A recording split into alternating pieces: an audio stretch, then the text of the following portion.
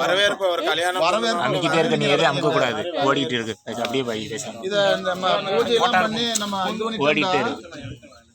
இது அபிஷேகம் பண்ணிட்டோம்னா பின்ன தொட மாட்டாங்கல்ல, பொம்பளை எல்லாம் தொட முடியாதுல்ல. அது இப்ப தொட்டுக்கலாம், இப்ப சாதாரணமா. அதுதான் முதல் தொடர்.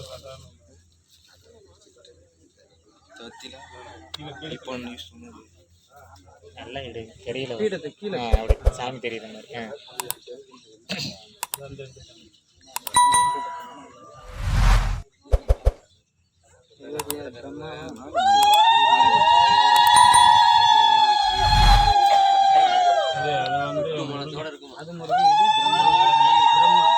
பின்னாடி எழுதியிருக்கு வரும்போது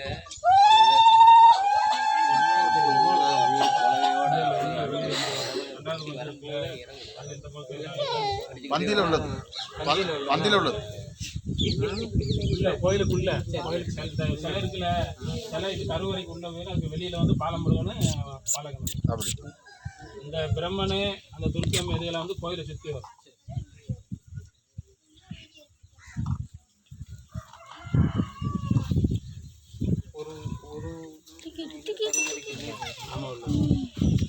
வெளியில வந்து தோசம் வெளியில வந்து ஒரு ஆலமரமும் அது உருவாக்கி வெளியில ஒரு பிள்ளையார் வச்சு தனியாக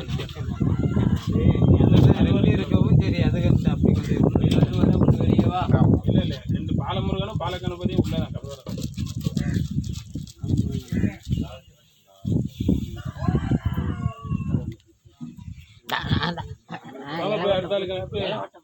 போங்க எல்லாரும் போங்க, எல்லாரும் போங்க.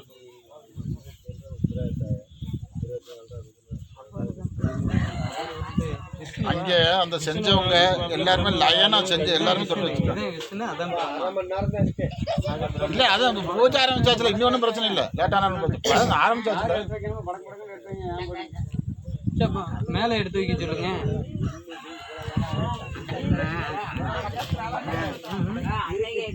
என்ன வேலை பார்த்தோம்? மேலே மேலே எடுத்து வைங்கள, மேலே ஏற்கல நீங்க மேலே பூஜை உள்ளே போகணும்.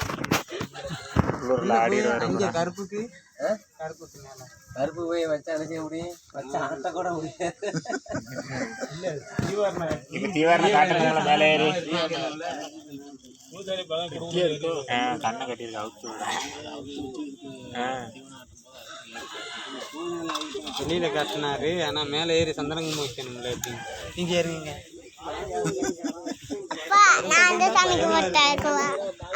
சொன்னீங்களா நீங்க? இல்லைன்னா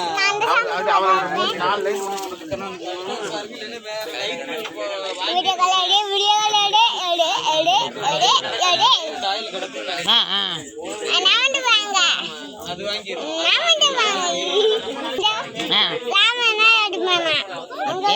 அப்படி போட்டு ஐடியா பண்ணிடுறேன்.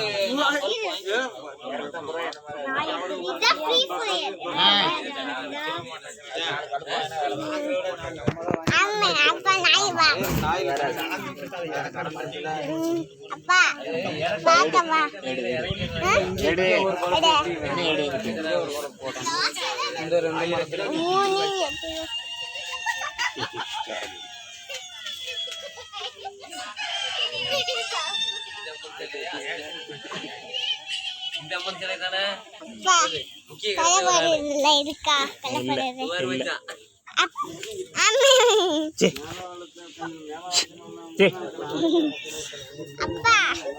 அப்படி இருக்கா?